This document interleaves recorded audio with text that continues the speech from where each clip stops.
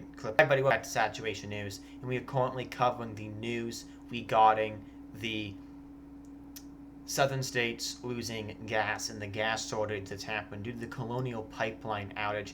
We are covering this incredibly closely as it comes in. So let's just go into Twitter and let's just see how this is affecting it. So we're going to go through to explore, and as you can see, this is trending, or at least it was trending last time we checked, was gas shortage. There you can see the gas shortage.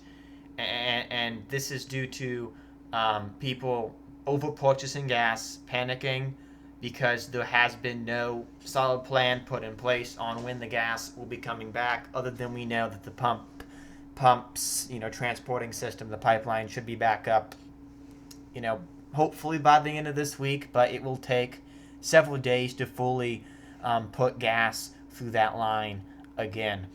And Homeland Security Advisor Elizabeth Sherwood Randall has said right now there is not a supply shortage of gas following the ransomware attack on the Colonial Pipeline, which disrupted the flow of nearly half of the gasoline and jet supplies to the East Coast.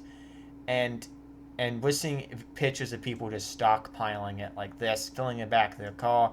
We're seeing people put it in the back of their sedans. We're seeing the same pictures time and time again. A lot of traffic to places like Costco and Sam's, because they're the only places that have cheap prices that are not extremely overly priced.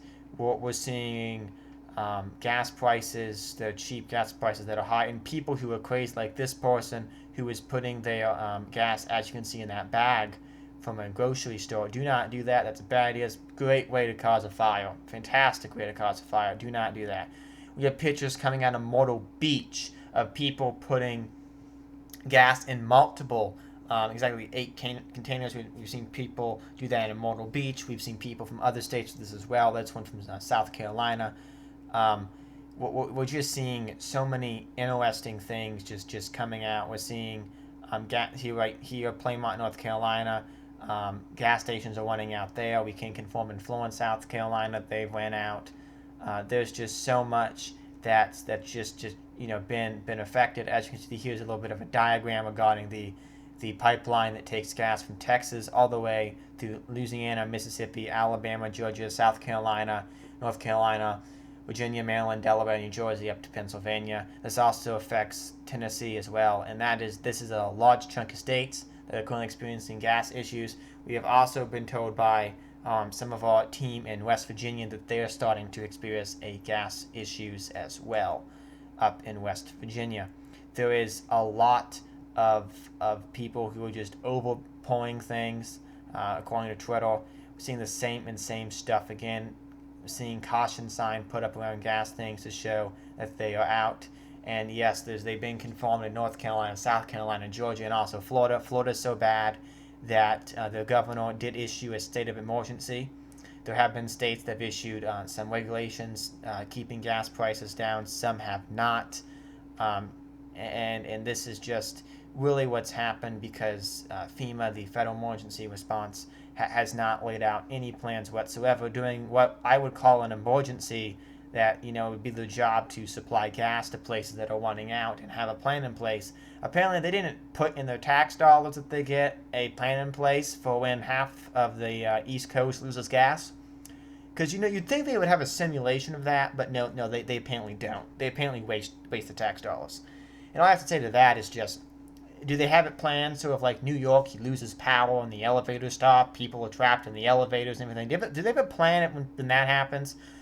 Probably not, but apparently that's what probably is causing the panic, that FEMA hasn't came in and put any federal, arm in and said, hey, we're working on this. We're trying to get gas back. It should be back, but we're working to get the shortage not to happen. Please do not panic buy. We've had none of that happen from any federal agency whatsoever, which is probably what's led to this awful shortage. As you can see, these lines are awful. I had to drive through one today to get gas because my car was out, and I can assure you it was not fun. Traffic was awful.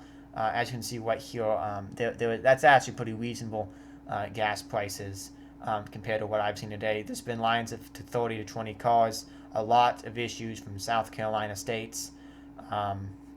Oh, in North Carolina. That's why I'm seeing most of the stuff from Twitter come out of. And I mean, this is just getting, it's just getting to me very, very, very awful. And we have teams monitoring the situation. If you visit saturationnews.com/gas, you'll be able to see updates on gas shortages. We're going to try to get a map up that will display where the gas is being restored as they're getting more gas across the East Coast. This is supposed to end by the weekend, hopefully. We're hoping that it does stay that way. If not, FEMA needs to wake up from their coma that they're currently in, and they need to do something. The lack of any federal emergency response due to this event is scary because they should be doing something. I know COVID's got their hands tied, but we need some leadership and we need some action to keep this just from getting worse, because we all know it's not going to get better. It's only going to get worse. And as you're seeing me scroll through Twitter, you're probably seeing videos, cashiers, North Carolina, no fuel. There's also been reports from some people trying to get gas that the cash registers have been falling. They can't get stuff. It's just not working. Um, as you can see, just some of these prices as we've been flopping through have been very high. The highest we saw was 10 on a sign, and I'm pretty sure that was before that North Carolina put the thing in place that they could not over raise the gas prices to something crazy. So we seem to have actions in South Carolina, North Carolina, and Florida keeping at least some actions from the states to help. But we need more action from other resources. We'll keep you all updated on the situation as it unfolds. Of course, we'll keep you updated on it, on the recovering process and everything. Stay tuned to Saturation News. We will be here for quite a while, looking at all this stuff, getting everything worked on, and hopefully everything is fixed very, very, very soon, because we want it to be. We hope it can be, and again, we'll be monitoring this. Stay up to date. saturationnews.com/gas. And these are all the states that if you're in, go get gas if you can, if you need it. But even if you don't need it, you should probably go get it, because this shortage is just going to get worse. The good news is there should not be a shortage for the truck drivers since they're driving diesel.